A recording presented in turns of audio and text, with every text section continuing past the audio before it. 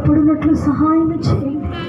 ప్రార్థన చేయుట కొరకు, వాక్యం చదువుట కొరకు, ఆరాధన కొరకు, సేవకులతో సంబంధం కలిగి ఉన్నటి విషయంలో, సేవకుని యొక్క ఉపదేశం వినటి విషయంలో, సత్యము తెలుసుకునే విషయంలో నపుంసకుని వలె నేను త్వరపడాలయ్యా. త్వరపడ్డం నాకు తెలియక నష్టపడ్డాను. కనికరించిన ప్రభా, నాలో ఉన్న ఆ నిర్లక్ష్య ఆత్మను తీసివేయండి అయ్యా.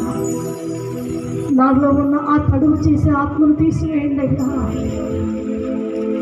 కనికరించండి, కనికరించండి. అందరూ కానీ అందరు మౌనంగా ఎవరు ఉండొద్దు.